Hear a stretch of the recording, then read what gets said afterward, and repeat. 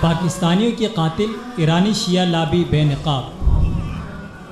30 جون 2016 بروز جمعرات CTD کراچی نے ایک پریس ریلیز جاری کی جس کے مطابق کراچی میں سنگین قتلوں میں ملوث 6 دہشت گرد گرفتار ہوئے ہیں جن کا تعلق کالعدم شیعہ دہشت گرد تنظیم سپاہ محمد سے بتایا گیا ہے۔ ان 6 دہشت گردوں سے بھاری اسلحہ اور دستاویزات برآمد کی گئی ہیں جن کے مطابق یہ 100 مختلف لوگوں کو ہٹ لسٹ پر رکھ کر انہیں کسی بھی موقع پر قتل کرنے کے مکروہ عزائم رکھتے تھے۔ پریس ریلیز کے مطابق یہ انتہائی سنگین جرائم میں مرتکب دہشت گرد گروپ کے افراد ہیں جس گروپ کا ہدف کراچی میں اہل سنت والجماعت کے کارکنوں اور اس کی قیادت کو قتل کرنا ہے۔ پریس ریلیز کے مطابق یہ دہشت گرد رمضان المبارک میں دہشت گردی کی بڑی کارروائی کرنے جا رہے تھے کہ اسی دوران کاؤنٹر ٹیررزم ڈپارٹمنٹ کراچی کی سربراہی میں انسپکٹر چودھری غلام اصغر اور ان کی پولیس ٹیم نے کراچی کے مختلف علاقوں میں چھاپے مار کر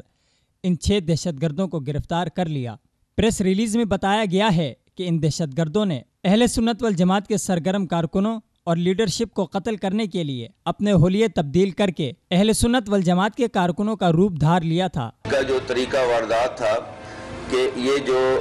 ہمارے مذہبی جماعت کے رہنما تھے، جو مفتی تھے، جو عالم تھے اور جو کارکن تھے، ان کی یہ ریکی کرتے تھے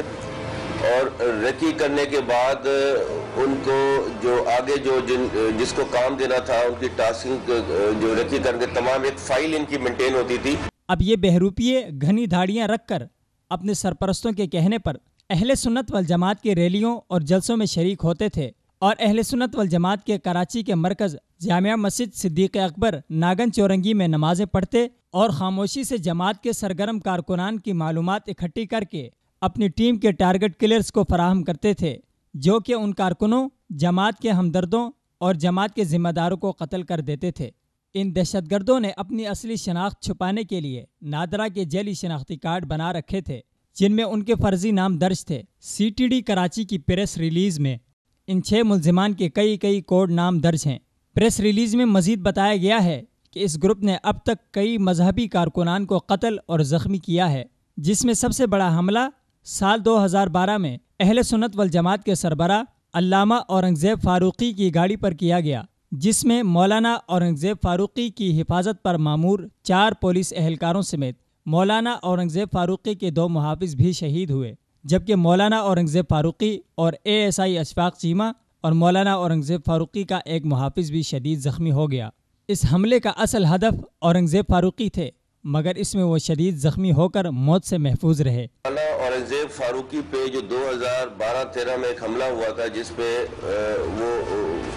زخمی ہوئے تھے یا ان کے گن مین کو شہید ہوئے تھے یا مارے گئے تھے، تو اس پہ یہ گروپ اس میں میجر گروپ تھا جو کراچی میں اس قسم کی کام کرتا تھا۔ اسی دہشت گرد گروپ نے سال 2015 میں اہل سنت والجماعت کراچی ڈویژن کے general secretary doctor Fayyaz Khan کو کراچی سائٹ B ایریا میں شہید کر دیا تھا۔ CTD نے ان ملزمان کی JIT رپورٹ بھی مکمل کر لی ہے جس کے مطابق یہ تمام دہشت گرد اور ان کے 16 مزید ساتھی بلیک لسٹ میں شامل کیے گئے ہیں۔ مزید بتایا گیا ہے کہ ملزمان نے دوران تفتیش اقرار کیا ہے کہ رمضان میں وسیع پیمانے پر دہشت گردی کے منصوبے کے تحت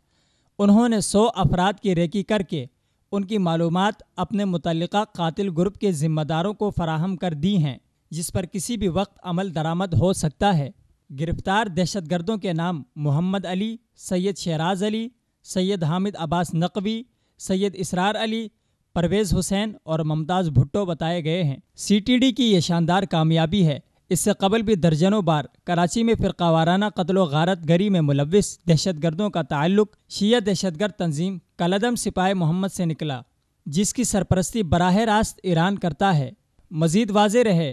کہ کالعدم سپاہ محمد مجلس وحدت المسلمین کے نام سے متحرک ہے۔ ارباب اقتدار کو چاہیے کہ ان دہشت گردوں کے پاکستانی اور ایرانی سرپرستوں کو بھی گرفتار کر کے ان ملک دشمن عناصر دہشت گردوں کا خاتمہ کرے جنہوں نے پاکستان بالخصوص ملک کے سب سے بڑے شہر کراچی کا چین و سکون تباہ و برباد کر دیا ہے۔ نیز کراچی سمیت ملک کے ہر فرد کی مال و جان کی حفاظت ریاست کی ذمہ داری ہے۔ ملک بھر میں بالخصوص کراچی کے مدارس کے محتممین اور عوامی سطح پر مقبولیت رکھنے والے علماء کرام کو مکمل سیکیورٹی دی جائے تاکہ رمضان المبارک یا اس کے بعد یہ شر پسند عناصر اپنے مقاصد کی تکمیل میں ناکام رہیں۔ ساتھ ہی ان دہشت گردوں کی معاونت کرنے، ان کی سرپرستی کرنے یا ان سے ہمدردی رکھنے والوں کو بھی قانون کے ہاتھوں ضرور سزا ملنی چاہیے تاکہ ملک دشمن عناصر کے لیے عبرت کا سامان ہو۔